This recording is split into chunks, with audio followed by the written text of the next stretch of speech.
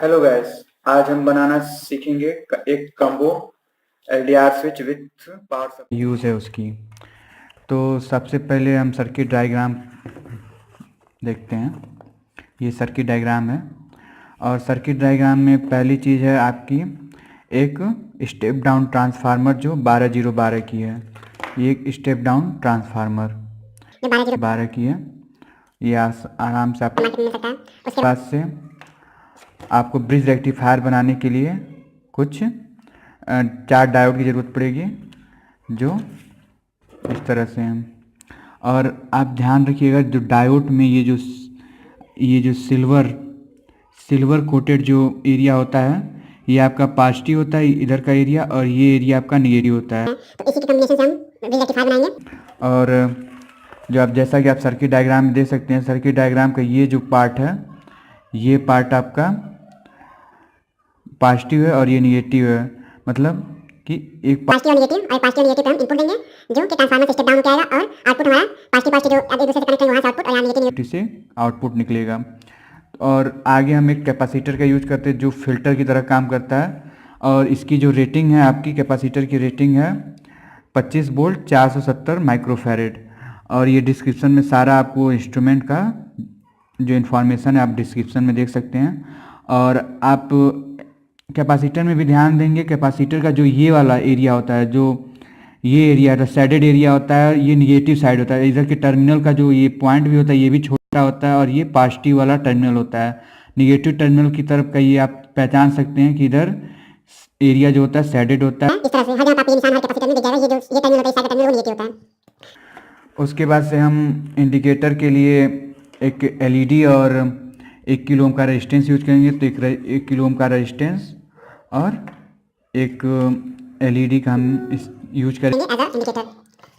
और ये इसके साथ से पैरेलल में जो कैपेसिटर होगा वो इसके साथ से पैरेलल में कनेक्ट होगा। और इसके आगे हम जाएंगे तो पैरेलल में ही आपका एलईडी एक रेजिस्टेंस के साथ, जो रेजिस्टेंस एलईडी आप ध्यान देंगे कि नेगेटिव को नेगेटिव से और पॉजिटिव को पॉजिटिव से कनेक्ट करेंगे। नेगेटिव टर्मिनल के साथ रेजिस्टेंस लगा के नेगेटिव टर्मिनल पर उसके बाद हमें वोल्टेज रेगुलेटर जिसका आपका नंबर है L7812 CV, मतलब ये 12 वोल्ट का एक वोल्टेज रेगुलेटर है। एक आईसी है 12 एक आईसी है जिसका नंबर है L7812 CV। इसका जो काम होता है वोल्टेज रेगुलेटर होता है। ये क्या करता है, वोल्टेज को रेगुलेट कर देता है। मतलब कि हमारा जो यहाँ से अगर मान लीजिए यहाँ से अगर वोल्टेज थोड़ा अप डाउन भी हुआ, मान लीजिए वोल्टेज यहाँ से 13 जा रहा है, कभी 12, 12.5, 13, 14 जा रहा है, तो ये सिर्फ 12 वोल्ट ही आउटपुट में देगा। जो आपका ये होता है ये आपका वोल्टेज रेगुलेटर है। आप देख सकते हैं ये है वोल्टेज रेगुलेटर। इसकी रेटिंग भी आप देख सकते हैं इस पर लिखी हुई है। इसमें जो इनपुट की टर्मिनल होता है वो आप इसको इस साइड से देखेंगे, और ये इस साइड से नहीं देखना है आपको, इसको इस साइड से देखना है। और जो इसका जो लेफ्ट वाला जो टर्मिनल है ये आपका होता है इनपुट, मतलब इस पर पॉजिटिव इनपुट देंगे जो कि हमारा रेक्टिफायर से आगे कैपेसिटर से होते हुए निकल रहा है। और ये आपका आउटपुट देता है पॉजिटिव, जितना हम 12 वोल्ट आउटपुट यहाँ से निकलेगा आपको इस वाले टर्मिनल, राइट वाले टर्मिनल से। आप इस साइड से हमेशा इस साइड से देखेंगे और ये जो राइट वाला टर्मिनल होता है वही आपका 12 वोल्ट का आउटपुट देता है। और लेफ्ट वाले टर्मिनल पे हम इनपुट देते हैं इनपुट। और जो बीच का जो टर्मिनल होता है वो कॉमन होता है, मतलब